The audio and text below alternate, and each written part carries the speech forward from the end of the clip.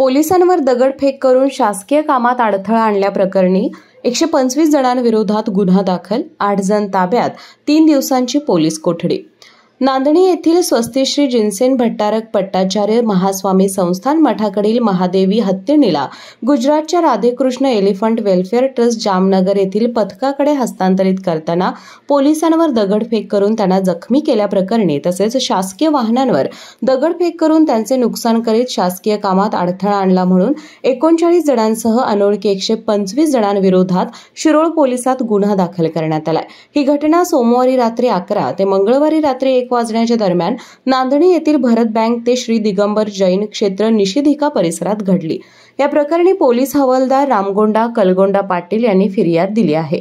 स्वप्नील इंगळे जयसिंगपूर, भूषण मोगलाडे शाहूनगर जयसिंगपूर, रतन चौगुले उदगाव, पारस मगदूम उमळवाड, अमर रिजवान संधी नांदणी, प्रतीक समगे चिपरी, आकाश मिरजकर, कुमार माने हरोली, कुलभूषण पाटील नांदणी, सुशांत धबाडे, नितांत धबाडे, संस्कार पाटील सर्वजण उमळवाड, सूरज सावगावे, अक्षय माणगावे, नागेंद्र माणगावे, वैभव माणगावे, अक्षय ऐनापुरे, चैतन ऐनापुरे, रोहित राजेंद्र लाले, भूषण गोपाळ उळागड्डे, समेत लाले, प्रशांत कुगे, सौरभ जांगडे सर्वजण राहणार माणगावेवाडी नांदणी, राहुल पाटील, प्रतीक मगदूम, वर्धमान मादनाईक, प्रथमेश मादनाईक, आदित्य मादनाईक सर्वजण राहणार उदगाव, अनिकेत चौगुले जयसिंगपूर, गोमटेश मगदूम, प्रज्वल मगदूम चिपरी, समेत पाटील, सक्षम पाटील, सुधीर पाटील, पार्श्व पाटील सर्वजण राहणार धामणी तालुका मिरज, सागर शंभू शेटे, डॉक्टर सागर पाटील, स्वस्तिक पाटील, दीपक कांबळे यांच्यासह अनोळखी अशा एकूण 125 जणांविरोधात गुन्हा दाखल झालाय.